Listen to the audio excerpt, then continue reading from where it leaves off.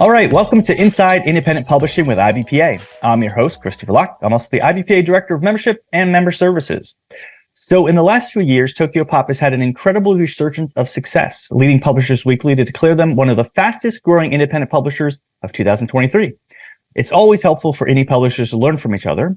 So TOKYOPOP's COO and publisher, Marc Visnick, joins Inside Independent Publishing with IBPA to discuss the achievements they've had, some of the challenges they've had since the company began in 1997, including how they established the market for manga in North America and how they were able to bounce back so successfully after some difficulties in 2010. Welcome, Marc. How are you?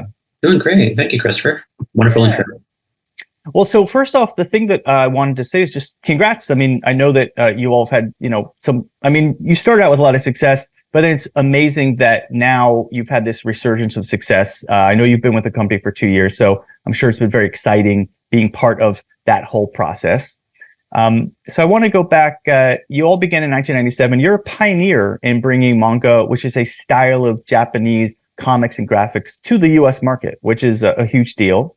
And as I mentioned, there was that PW article. So your sales in 2022 doubled over 2021, and they were up 580% from 2020. So I wanted to discuss like that kind of new success you've had. And one of the things that's been part of that success is you've had, new accounts with bookstores, libraries, retailers like Target and Hot Topic. So how, after all this time, were you able to jump into these kind of newer places, and what'd you all do with these deals? Yeah, that's a great question. I think, we're definitely, benefactors of the success that overall the book industry had seen during COVID. But even more so, the category overall has just performed exceptionally well up until really 2023, where we're kind of coming back down to reality, which was inevitable to some extent. And, it's kind of a culmination of, I would say, the category, the marketplace, and having the right products at the right time. A lot of our probably our most successful products in the marketplace over the past couple of years have been our Disney titles, Disney manga titles, Nightmare Before Christmas and Stitch and Samurai, and our Love, which are our all-inclusive romance, which has been a really popular and successful line within manga. Yeah, so that I wanted to ask about that. I mean, Disney's one of the biggest companies in the world. So, I mean, how does a publisher get in with something like Disney and now we're going to be doing, Nightmare Before Christmas is one of those classics that everybody, it's like one of those things people love. And to now have those as in your catalog, it's pretty amazing. We're very fortunate to have Nightmare Before Christmas as a property, an IP property within our catalog. There's no question about it. And, this year it's been the 30th anniversary of Nightmare Before Christmas, which is scary to think about. But we're very fortunate. Nightmare Before Christmas and Stitch, and in terms of trying to work with licensing partners such as Disney, and work with others, including Ubisoft, among others. And part of it is just looking internally at yourself as a publisher and seeing what are my strengths, what categories do I play in that might be relevant for having conversations with licensing partners that are willing to, that makes sense for both parties to participate in having a relationship together. So Disney, as you mentioned, it's a huge organization, and their licensing team is very large, and they license properties to many different publishers beyond TOKYOPOP. But for us, they license manga content or some graphic novels based on certain IPs that we have requested from them, and if we're fortunate enough to get the green light to proceed with those IPs, which has been the case with Nine Before Christmas.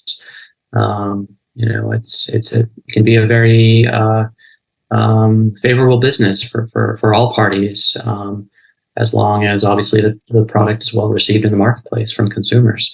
So it's not always a foregone conclusion that something is successful when you license it, and there is risk associated with that. As when you're working with licensors, there's upfront compensation that needs to be provided from the publisher to the licensor. So it's not the most straightforward process, but it can be very lucrative if you're strategic.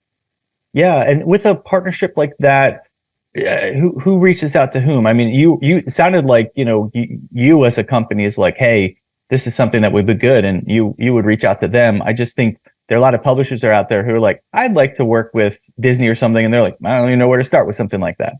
Right. Yeah. Yeah. Like I mentioned, Disney has a whole licensing team. So if you have a good idea for a product, and it makes sense, to reach out, by all means, you should. I mean, what's the worst thing that can happen at the end of the day? A licensing partner says no, but it's always worthwhile to think about who might be good to work with, and kind of aligns with your brand, and kind of the category that you're playing in. And so it makes sense. Well, so you all have traditional distribution, which is, in case people are listening and they get confused, that's different from wholesale distribution, where like you're on something like Ingram Spark. With traditional distribution, I mean, they have a sales team that like helps sell to different places, and I mean, it's a big partnership. So I'm sure that your partnership with IPG has been really helpful in you all growing. So I wanted to see how publishers can learn from how you work with your distributor in terms of how do you nurture that relationship? How do you maximize the relationship? Yeah. So we have two different distribution partners. On the trade side, as you mentioned, IPG handles our trade distribution, and we forged that relationship in early 2021. And it's been a great relationship. IPG has helped us really grow our sales exponentially over the past couple of years, by allowing us to get wider distribution into the traditional trade, Barnes and Noble, Books A Million, independents, libraries, specialty market, and beyond. And I'll come back to that in a second. And then secondly, we also have distribution to the direct market with Diamond, which handles all of the direct market, which would be comic shops globally for us. But going back to IPG and your question about how best to kind of work collaboratively with your distributor to kind of control your own destiny of your sales. It's really a partnership. At the end of the day, with a full service distribution company such as IPG, they're out there constantly advocating on behalf of the publisher and your list to all of those channel partners that I just mentioned, Barnes and Noble, Books A Million, etc., independents. But beyond that, it's always good for the publisher to think about product placement to the specialty market or mass market, and what kind of makes sense, and to advocate on your behalf, whether it's with IPG, the sales team on our side, or doing some outreach direct to forging relationship with accounts such as Hot Topic or Crate and Barrel, or whomever it might be, depending on kind of what you publish that makes sense, where you think that this product would make would be a great fit for this retailer because they carry similar products, or they carry merchandise that is the same IP that you currently are publishing content for. And that's kind of what happened with Hot Topic for us. So they publish or they stock a lot of merchandise, Nine Before Christmas and Stitch and other IP that we currently sell book content for. And so it was kind of an easy conversation to have with those retailers. Right. Yeah, that's great. And you said in terms of meeting with your distributor, so then you have like calls with them. How often do you have those calls? And then for you as the publisher, like what do you bring to those calls in terms of preparation so that you're like, okay, this is how this is going to go. Here's all the things I'm going to ask them for, ask them to do. How does that all work? Right. Yeah. So we have monthly calls with our distributor, IPG and Diamond. We'll have an agenda together prior to that call, and generally the agenda kind of runs through upcoming notable releases, any stock concerns or challenges that we're currently facing, talking about marketing and PR campaigns that are being worked on from our end that we can relay to them so they can disseminate that information to the trade, and also like preparation, just looking at larger accounts such as Barnes and Noble and making sure that Barnes and Noble has not missed any notable titles on the order end side of things. So just kind of looking through IPG's system, their order sales data, and making sure that as you're comparing your release schedule, that all of those releases appear accordingly on the sales data side from Barnes and Noble perspective. So something is amiss, something was accidentally not picked up, especially when it's a notable title. You want to be aware of that and have that conversation with your distributor. So they can take action and talk to the appropriate folks on their side of the business, on the Barnes and Noble side of the business. Sure. Yeah. And so in terms of traditional distribution, I mean, as I mentioned, a lot of publishers out there want to land that, but it can be difficult to come by. So I'm wondering if you have any advice in terms of, is someone who doesn't yet have that, what are the things that they can set in place to land that? Yeah, I mean, so I've been in my career, I've been on the distribution side. So I can say from the distribution side, generally, distributors or full service distribution is looking for a publisher that publishes a certain number of titles, and it can vary depending on who the distributor is, and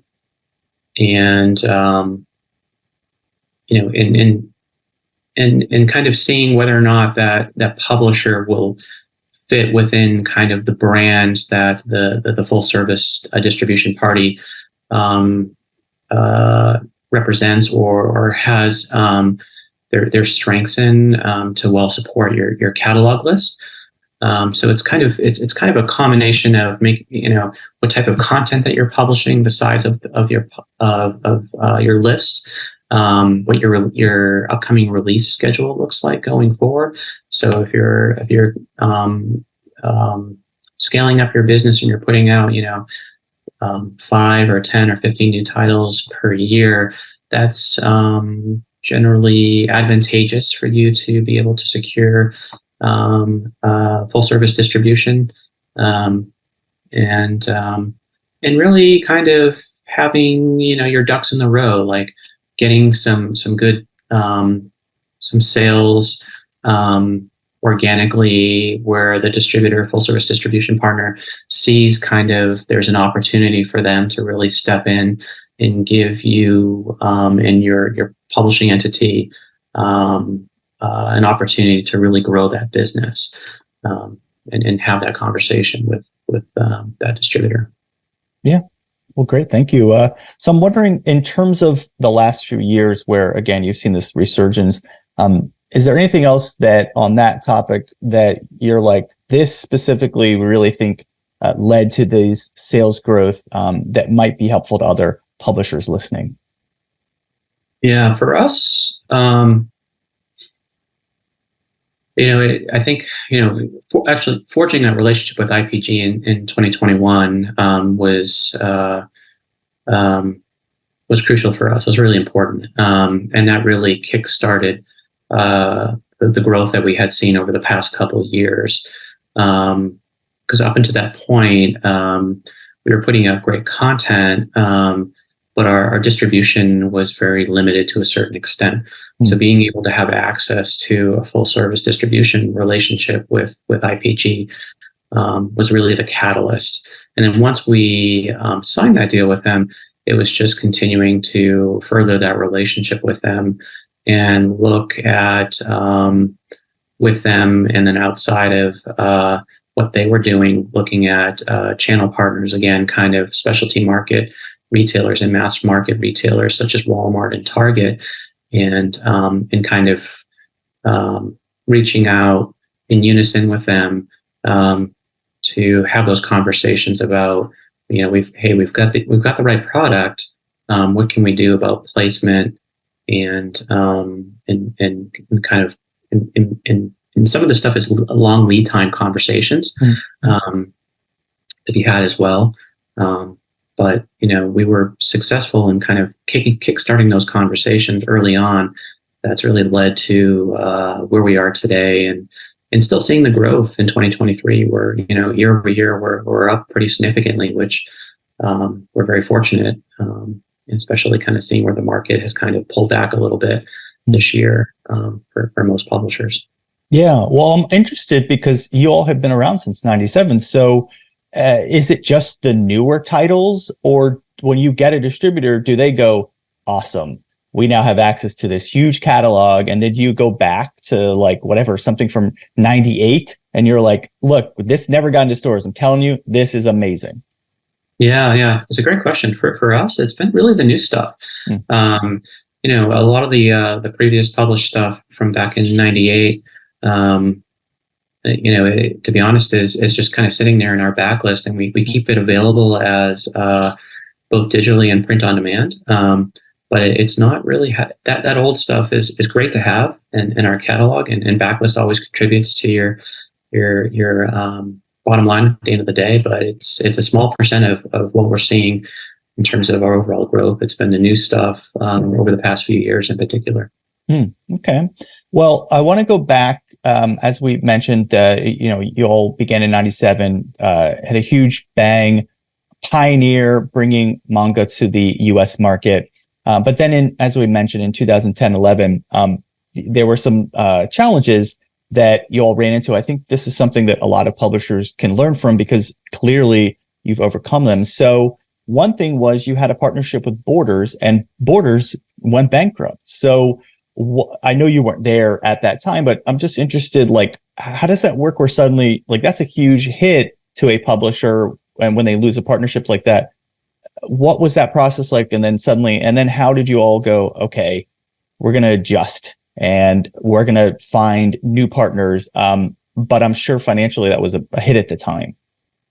Yeah, I mean that we were, our exposure with Borders was quite large, and at the end of the day, Borders going under caused tremendous harm to our business and financially, and allowed us to really no longer operate for a period of time, and that's we were one of many publishers that was very unfortunate for. And I think the lesson to be learned there is to limit your exposure to one single retailer as much as possible. And I think that's what many publishers aim for these days. Within their businesses, diversification of their sales in the marketplace, whether it's Borders, Books A Million, Independents, Amazon. Not really to be completely dependent upon a single channel partner, because you never know, something can happen, which is can be unfortunate and outside and unpredictable, and occasionally, and you need to protect yourself as a publisher and as a business. Yeah, well, it's interesting because you all are an independent publisher, but IBPA has members who are author publishers. And I think that's certainly something that a lot of them do, which is like, they just put their book on Amazon and they're like, I published a book and now it's on Amazon. And we're like, look, there's so many other avenues. You really got to get your book out there because, like you said, you just don't know. I mean, I know they're $1 billion company and all that, but you just have no idea what's going to happen, and you don't want to one day just go from, you know, whatever 100 sales a week to 0. So we absolutely advocate for diversifying where your book is sold. So another thing I wanted to talk about that was really interesting when I was reading the articles, that Tokyopop at one point was publishing like 500 books a year. And I was like, oh my God, like that's amazing.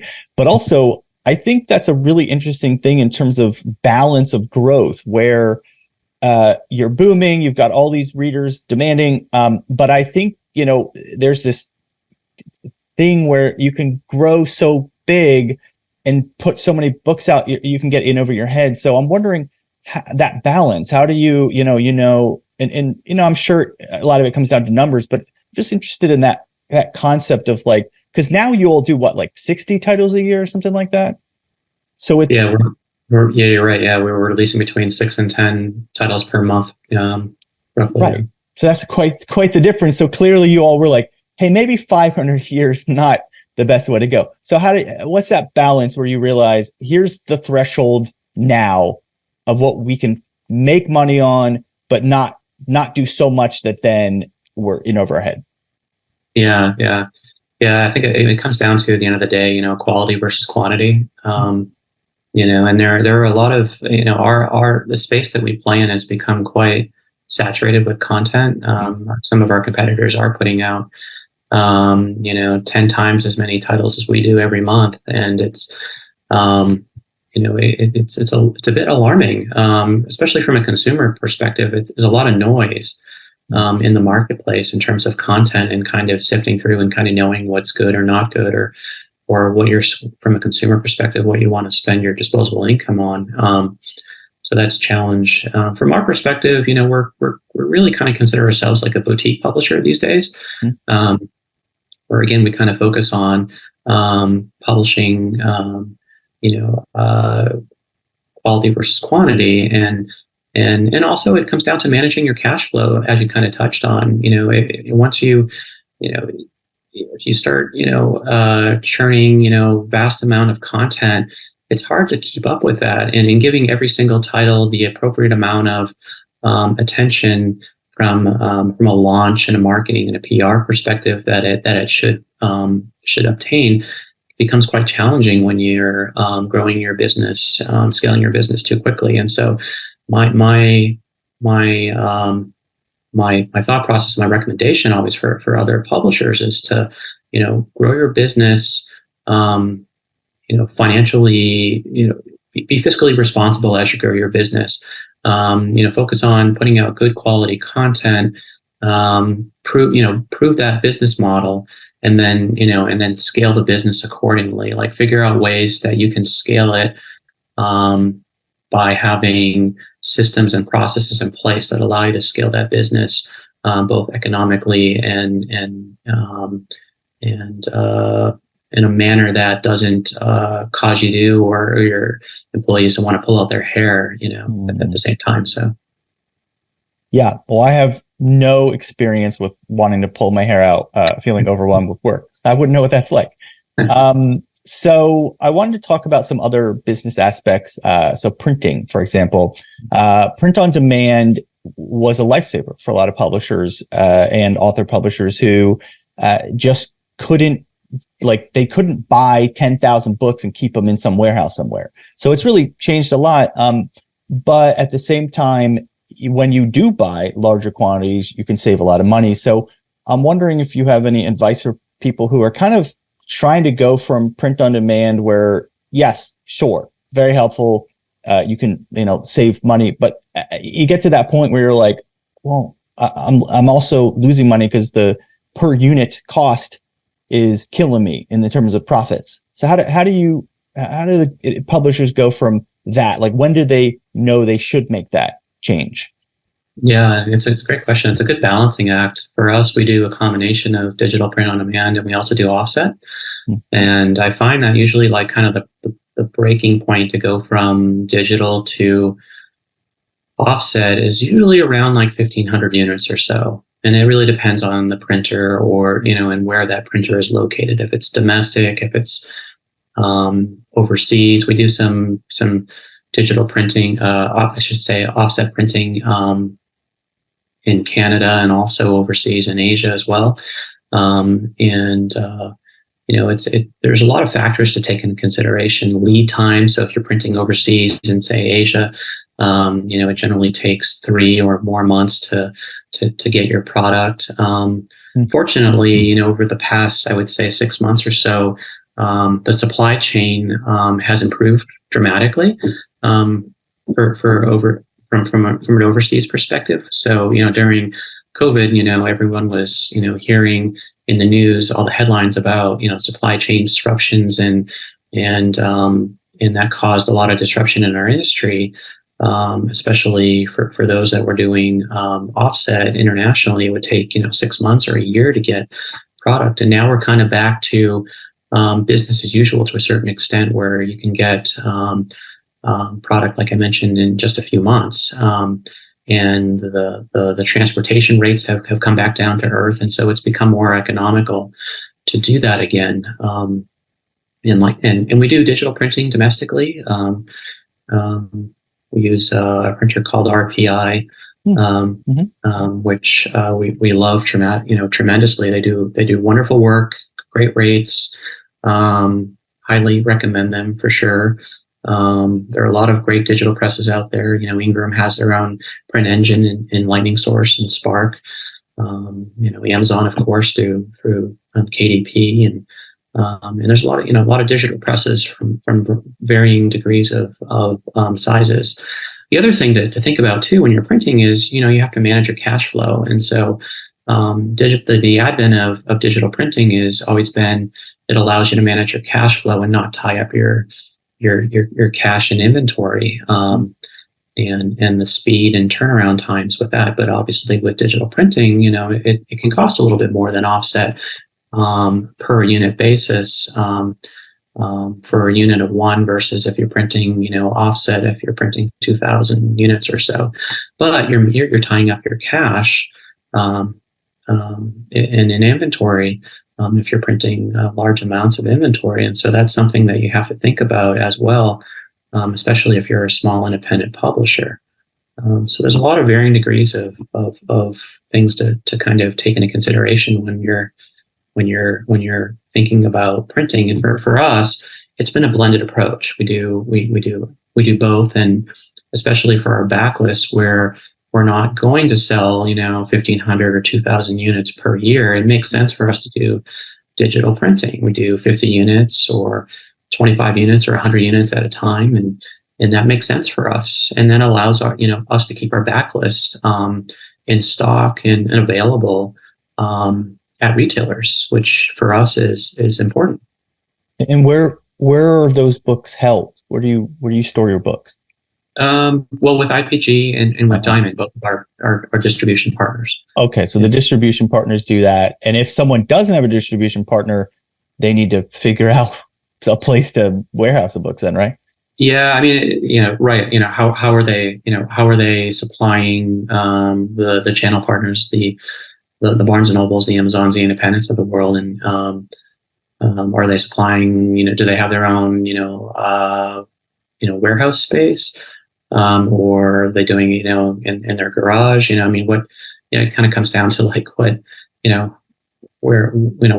what means do they currently have from a distribution perspective? Obviously when you're kind of starting off, it's kind of all hands on deck, and you're some people kind of do it out of their garage, and then they kind of move to renting out a larger space, and then when you get a little bit bigger, then you can progress to maybe like a 3PL model, and then move to like a full service distribution model. So it really kind of depends on the evolution of the publisher and where they're at in that phase. And you were talking about, you said, like for the backlist, you have a certain, like maybe smaller amounts of books, but whose decision is that? Is that the distributor, or does the publisher say, this one still sells well, I think you should always have 50 copies ready, because I'm telling you, bookstores are going to be asking for this? Or how's that process work? Yeah, I mean, at the end of the day, it's up to the publisher, and so we're the ones that are always we're always auditing our on-hand stocks with our distributors and making sure that our distributors always have ample stock at all points in time. Because if you're out of stock, then consumers aren't able to buy your product. And as we know, e-commerce is represents quite a significant portion of book sales these days. And so, if let's say we're out of stock on a particular title at IPG, what happens is that the out of stock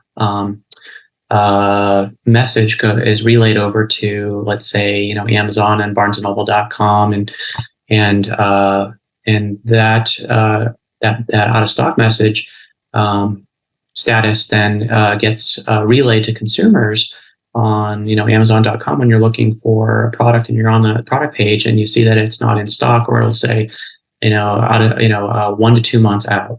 If your status is 1 to 2 months out, as a consumer, you or I are less apt to buy a product because you want usually instant gratification, which then might lead you to looking other places for that product, or passing and then looking at other products from other publishers, or potentially buying digitally too. So, but having that in stock message of in stock now, or 1 to 2 days, or something of that nature is really important. But in order for that to happen, you have to have stock with your distributor, so that that message can be conveyed to consumers at the end of the day. So for us, I'm always looking at our stock position for all of our titles and making sure that they have some stock to some degree.